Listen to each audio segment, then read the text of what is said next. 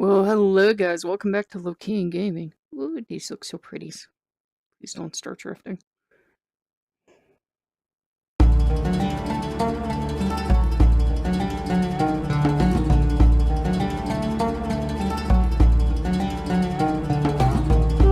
I thought you might enjoy this!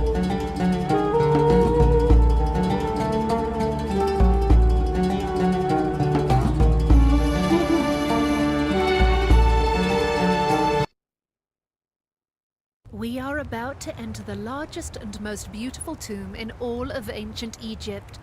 It is home to the soul and spirit of Queen Nefertari, wife of Ramses the Great from Egypt's 19th dynasty. Her tomb houses 7 chambers. Nearly every surface was decorated with vibrant colors. Even the ceiling is illuminated with stars representing the heavens. Queen Nefertari, unlike most queens, participated in civil and government matters, and her ability to read and write made her one of the most gifted queens in ancient Egyptian history. With one of the most decorative tombs, it is clear to see that she was made a living goddess during her lifetime. The walls are illustrated with scriptures from the ancient Egyptian Book of the Dead, ensuring the queen's safe passage to the afterlife. Although he is not pictured, Ramses the Great's love for the queen shines throughout her tomb with poetry engraved into walls of this beautiful sacred place. Upon discovery of this hidden wonder, her sarcophagus and mummy were stolen along with other artifacts in the tomb. Even though her tomb is empty, it remains as one of the essential windows into the ancient past. As you explore through the tomb, you will encounter multiple paintings which offer additional information about the tomb and its inhabitants. Press the trigger on your left controller when the glowing grid appears around a painting to learn more about the gods and goddesses who guided the queen on her journey to the afterlife. Okay, she's not gonna explain the teleport system, but I think I have it. Okay, I haven't played this game in a little while, so... Ah, I can turn now. I actually played this before via the Vibe, but that left something to be desired. So I thought you guys might like to see a tomb. I wanted to see if it looked better directly onto the Rift, and it certainly does. To me, at least. Okay. This is an image of Nefertari being led by the goddess Isis. She is a goddess of divine motherhood and magical abilities. She is also the wife of Osiris. She can be represented in many ways. Here, she is shown wearing a horned headdress with a red sun disk and a powerful cobra.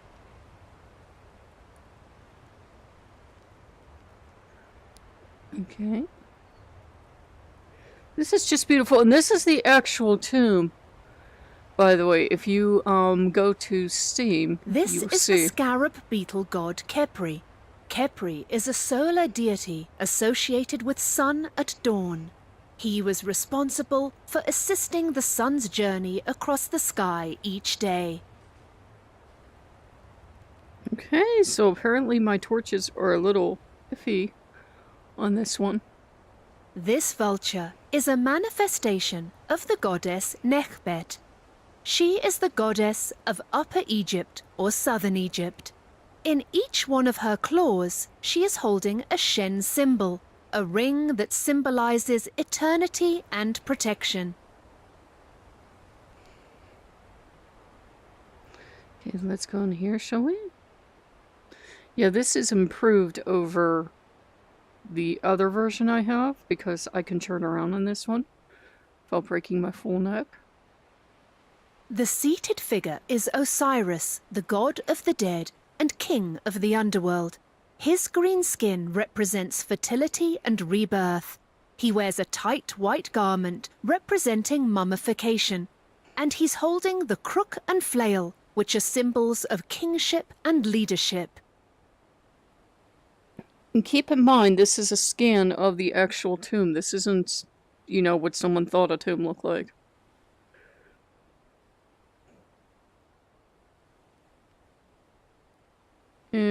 And from what I remember, they would have to show her journey through the underworld. Thoth has the head of an ibis bird and is the god of writing and wisdom. The small frogs have many meanings in Egyptian mythology and are associated with rebirth and magic. She does clip out a little sometimes, but that's okay. I wish it explained every little thing, because for some reason, when I guess hideously wrong.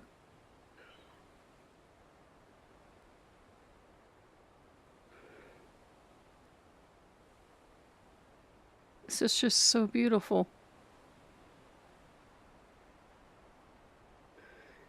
And I like the Egyptian These heavenly gods. animals are associated with the sun god Ra and can provide the deceased queen with food in the afterlife. Each cow is named separately. For example, the red cow in the lower register is called the greatly beloved red of hair, and the bull is called the bull, male of the herd, who dwells in the red castle. I've never had my torch go out before. That was a bit spooky. But yeah, I do like working with the Egyptian gods. These heavenly animals are associated with the sun god Ra and can Shush. provide the deceased queen with food in the afterlife. Okay, Each she's cow gonna go is on named again. separately. For example, the red cow in the lower register is called the greatly beloved red of hair, and the bull is called the bull, male of the herd, who dwells in the red castle. So apparently I have to keep the torches moving in this version, or they will go out on me. That's not scary. That's not scary at all.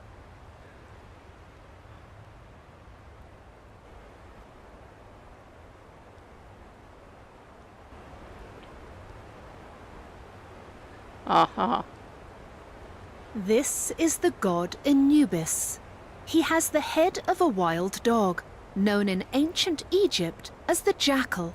Anubis is the god of mummification and guardian of the dead, which is why his image is used throughout Nefertari's tomb.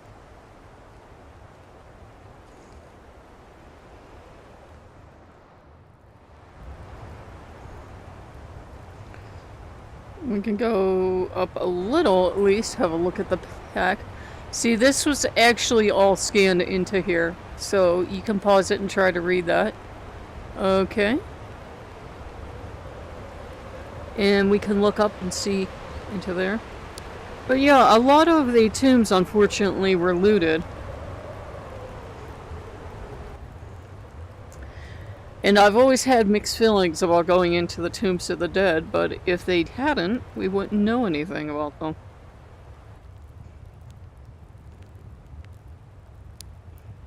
Okay, down we go. This is really beautiful.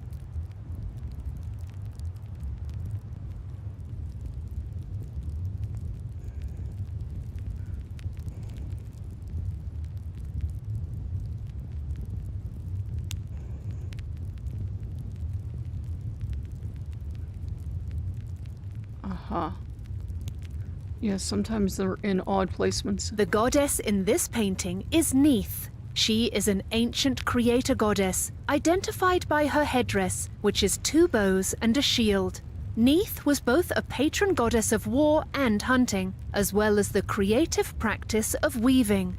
Her ancient cult center was in the Delta in Lower Egypt. Ramesses II's family is thought to have come from Lower Egypt.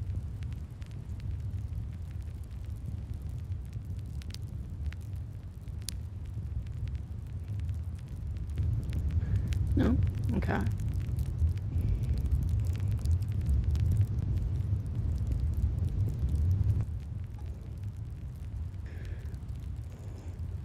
The goddess in this painting is Neith. She is an ancient creator goddess, identified by her headdress, which is 2 bows and a shield.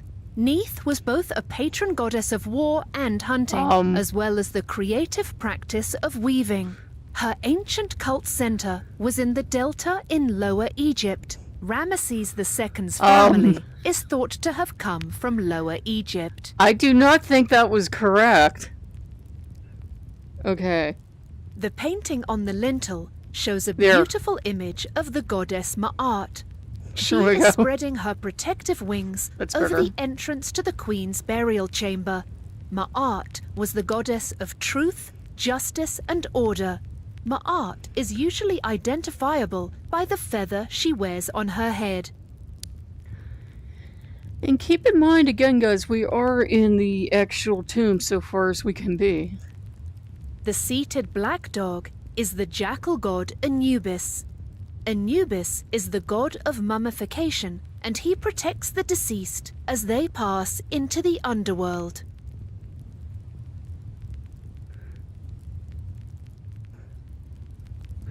I think they should identify every single god, but I realize this would be a lot longer.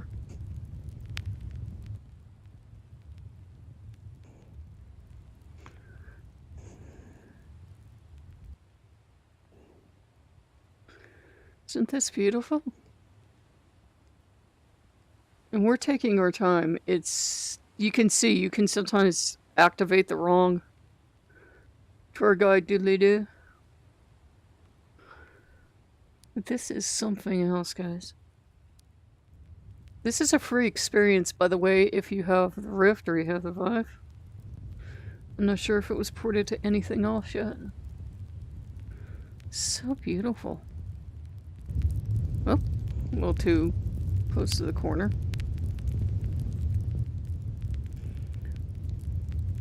Okay, we could turn a little faster. Yeah. Ah, I'm sorry, I didn't mean to complain. Okay. Okay, don't complain in this game. I have not had that happen This before. is a version of the falcon god Horus, who is the son of Isis and Osiris. Here he is called Horus Lunmutef, or Horus the pillar of his mother. This figure's clothes tell us of his role in Nefertari's tomb. Here he is dressed in a leopard garment, the ceremonial dress of a priest performing rituals.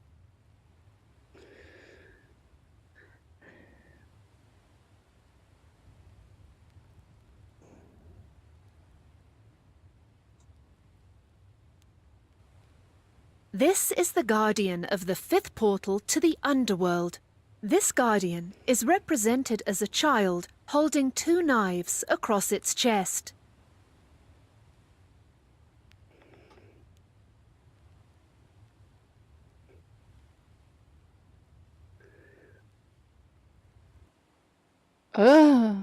Okay.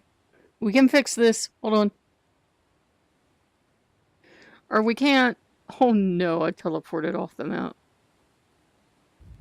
Ta-da! We fixed it. Okay, this version is a little buggy. So let's be a little careful where we go. I did not do that on purpose. So it needs to... This is Osiris, the god of the dead and king of the underworld. Here he is standing in a shrine with a roof. We know that it is Osiris because of the hieroglyphic inscription, but also because of his associated symbols. One of his most important symbols is his white crown with two feathers. Okay, you can see there were niches and all sorts of things. Trying to get you the whole tour, but I'm trying not to make this game any more grumpy than it already is.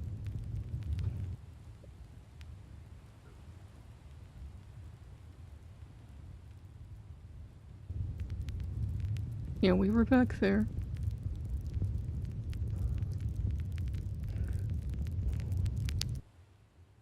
And I was trying for that room when we teleported off the map.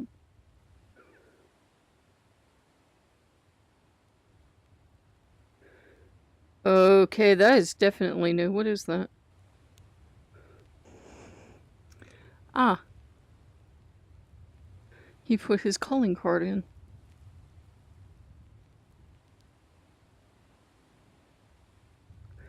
Could also put boundaries in, but I'm not gonna complain.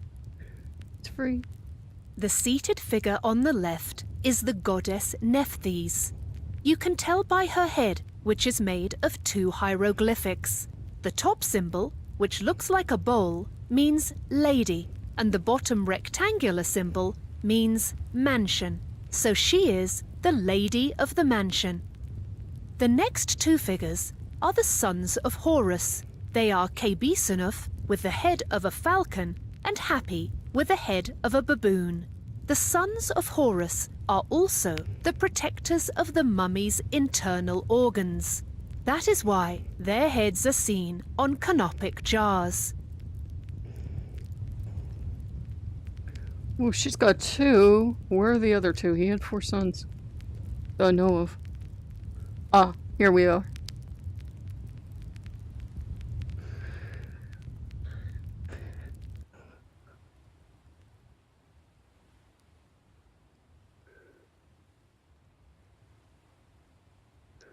Okay, I really hope you guys have enjoyed this. It's been a little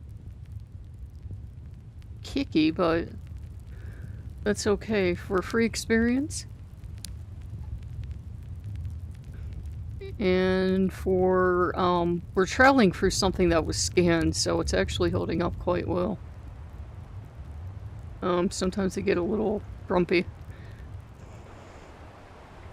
So there you go, guys. We hope you enjoyed this, and if you like what you see, you know, like, comment, and subscribe. If you have the Oculus or you have the Vive, you can get this free. I give you a link over to Oculus. I think despite the problems, it does run a little better on the Oculus. You can at least still turn, but, you know, as you like. So, if you, again, like what you see, like, comment, and subscribe. If you're not getting notified, hit that notification bell. And we will see you next time. Bye-bye.